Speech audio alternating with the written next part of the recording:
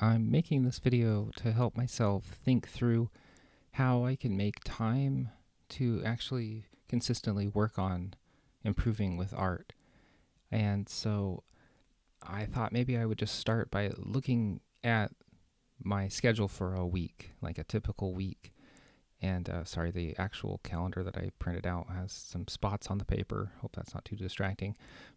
So I thought I have a lot of things going on in my days, and they all seem to crowd out the time that I think that I am going to spend on actually working on art, getting better at it, thinking about it. And so maybe if I just lay out the whole schedule for my time and how I spend it, that I can think more clearly about when realistically I'm actually going to have time to work on this on a consistent, sustainable basis. So I am fortunate enough to have a steady full-time job, and it's pretty much 8:30 a.m. to 5 p.m. with a lunch break in the middle of the day, like 30 minutes.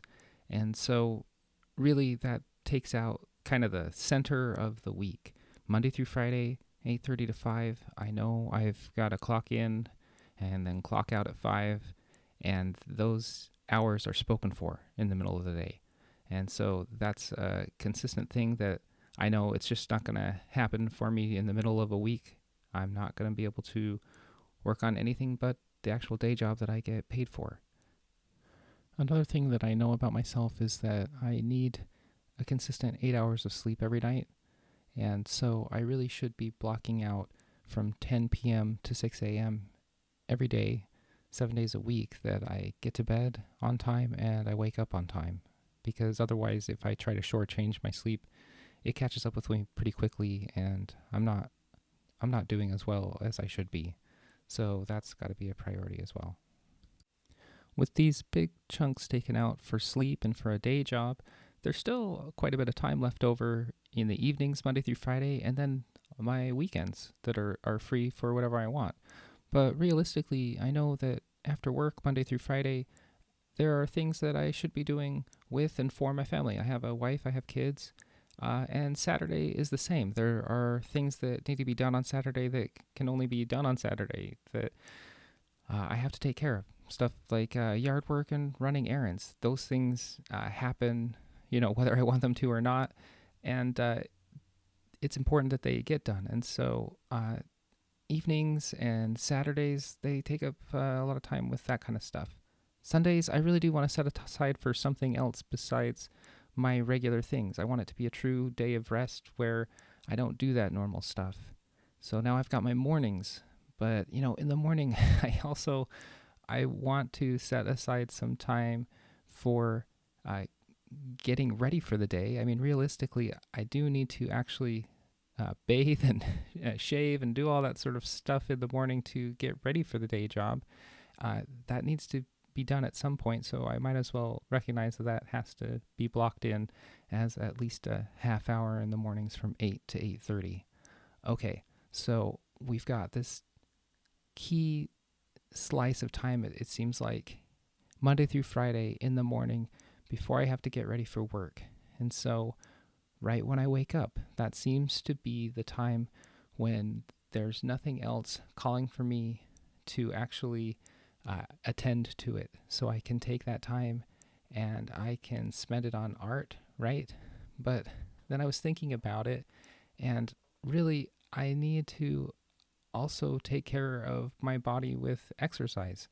And it takes about an hour to do exercise in the morning. So I'm blocking out an hour from 7 a.m. to 8 a.m. for exercise Monday through Friday. And then Saturdays, I tend to want to go on a longer run. I'm trying to have a consistent running practice. And so Saturdays, block out 2 hours from 8 a.m. to 10 a.m. for exercise. Okay, so now I think I really do have a time that I can consistently, sustainably devote to working on art, learning art, and getting better at it, thinking about it.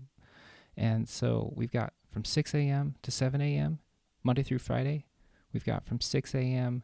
to 8 a.m. on Saturday, and then Saturday evenings, a couple hours. And depending on what I'm able to accomplish during the day on Saturday, maybe I can squeeze in more in the evening.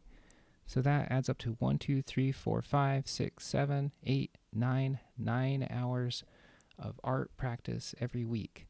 So thinking about that, if I can really devote an hour every morning, Monday through Friday, and then 4 hours on Saturday, uh, I think I could get some improvement there. I don't know about professional artists. I'm sure that they spend more than an hour a day. I'm sure they spend at least 3 or 4 hours a day focused on their art, but 1 hour in a day for an amateur, it seems like you can actually develop some useful skills. You can actually see some consistent improvement, because if you're doing it every day, then you can just pick up where you left off the day before. And an hour, I think, is enough time to spend where you can actually get into it and sort of get into a rhythm and a flow. And if you take 9 hours a week and multiply that by 52 weeks a year, you get 468 hours a year that you're spending on working on this stuff. And then if you take those 468 hours a year, divide that by 8-hour workdays, you're getting 58 and a half 8-hour workdays that you're devoting to practicing.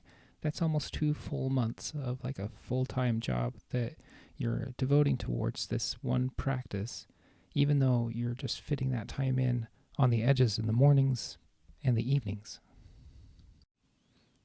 I put out a poll asking people when they typically work on their art, and 21 people responded, and the most common response was that people work on their art at other or random times rather than like a set time in the mornings or the evenings or late nights.